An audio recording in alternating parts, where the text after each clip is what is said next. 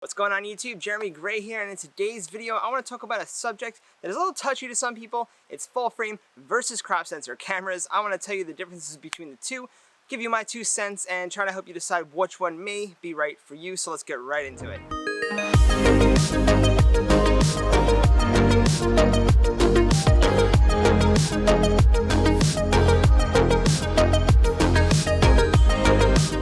Alright everybody, what's going on? Welcome back to another video. If you're new here, welcome, consider subscribing, and if you're a returning subscriber, welcome back. Always appreciate the love and support that I get from you all. Now before we get started, I do want to preface that I've owned both full frame and crop sensor cameras.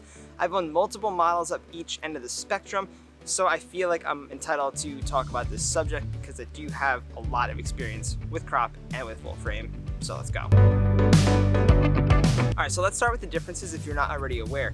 Basically what a full frame camera is the sensor is the same size as classic 35mm film, where a crop sensor is much smaller and gives you a crop. On Canon, Sony, Nikon, it's usually a little bit different. It's either 1.5 times crop or 1.6 times crop. Now what this means is when you put a lens on your camera, if it says say 35mm lens on a full frame camera, yes, you're getting that 35mm field of view.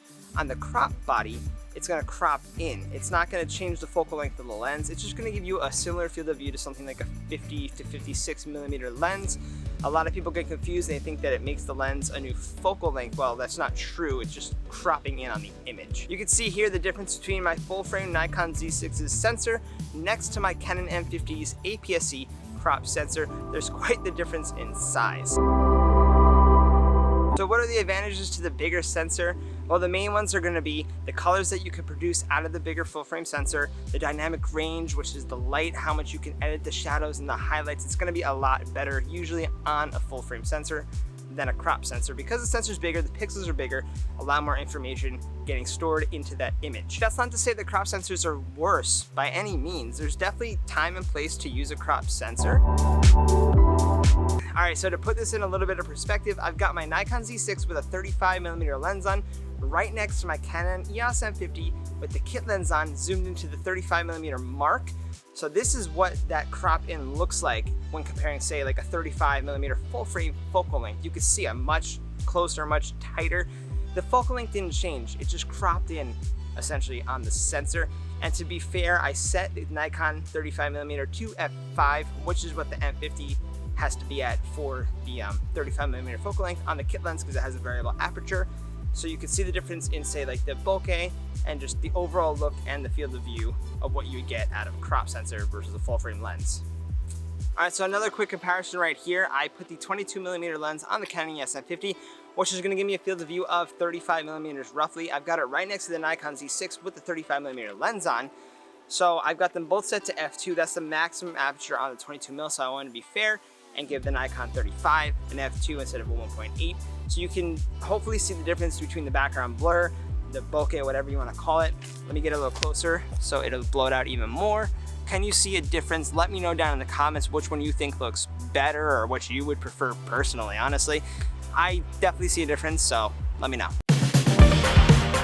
So price is going to be a major difference between full frame cameras and APS-C crop sensor cameras. Generally speaking, the lenses and the bodies are going to be much more expensive on the full frame end than the crop sensor end. Now, that obviously depends on a lot of things. I'm talking like brand new. You can find some amazing full frame cameras used for cheaper than like a Canon M50, for example. So does more expensive mean better? And I'm going to give you the very simple answer, and that's no. It doesn't inherently mean that it's better, but there's a few factors that play into that, so let me kind of get into those. If you've never shot a DSLR or a mirrorless camera in your life, you're just used to taking pictures on your phone, or you're not even a photographer yet, but you want to be, if you go and drop $7,000 on a full frame setup, that does not in any way, shape, or form mean that you're gonna take amazing photos or videos. Just because you spent all this money on full frame gear does not mean it's gonna produce what you think it's gonna produce. You need to know what you're doing first. So it really goes into your fundamentals. You need to know what you're doing with lighting, with composition, how you're setting your camera manually.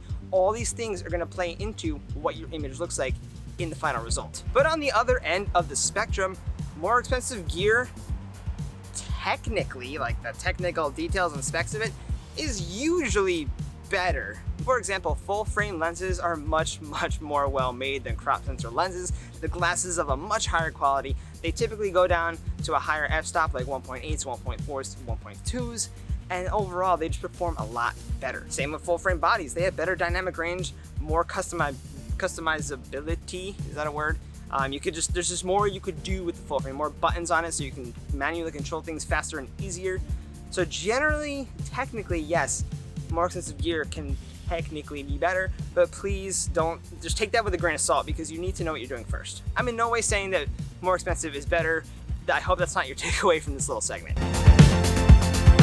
So on that same topic, I see all over the internet, on YouTube comments, on other people's videos, on blogs, whatever the case may be, people always asking, when should I upgrade to full frame? So this is another thing that you need to ingrain into your brain. There's no rhyme or reason when you should upgrade to full frame. It really just depends on your needs as a photographer or a video creator. I'm gonna go ahead and use my personal example, which is wedding photography. Of course, my first camera was a crop sensor. I don't wanna say of course, but my first camera was a crop sensor. My first 2 cameras were crop sensor cameras. Once I started shooting weddings professionally as a first shooter, I upgraded to a D3S by Nikon. I needed the full frame body. I didn't need it, I wanted the full frame body. I wanted the low light capabilities. I wanted to be able to shoot faster and just have better images to work with in post-production as well. Now that's not to say I didn't occasionally whip out the crop sensor camera. There were some weddings where I'd be really, really far away in the ceremony. I could get close, but they didn't prefer that. Some couples want their intimacy. So having a crop sensor and throwing on, say, like the 70 to 200 zoom lens, you just get this crazy 300 plus focal length, and you can stand really far away and still get that field of view and get really tight on the subject. So there's really no exact time when you should upgrade. It's gonna just depend on your needs as a photographer, if you're entering that professional world, and what you want out of your kit. If you're shooting stuff like portraits and weddings, then a full frame setup will probably make sense because it just gives you that, it just gives the look. I don't care what anyone says, it gives a specific look. The background, the bokeh looks better for portraits.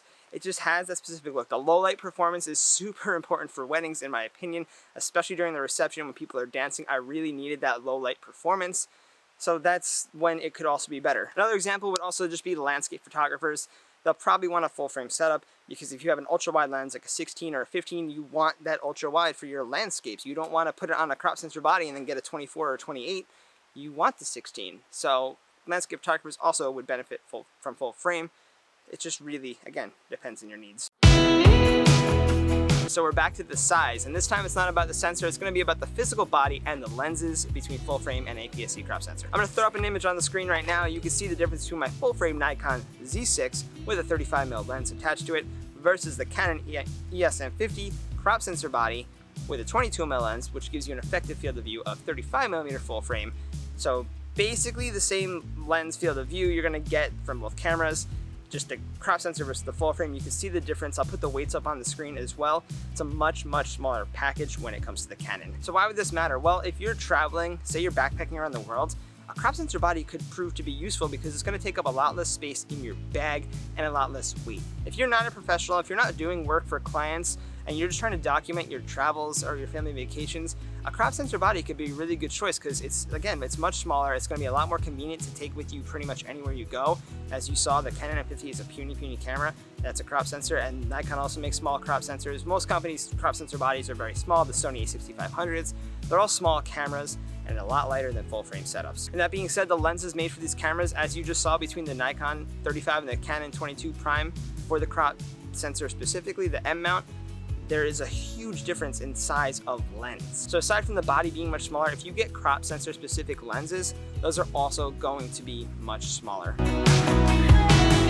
From my experience with the lenses that I've worked with, full frame lenses produce a much better image. They're just made of a higher quality, they have higher quality glass inside, and they just typically work better overall. And that's not to knock crop sensor lenses, they do work really well. I do like images that I get with my M50.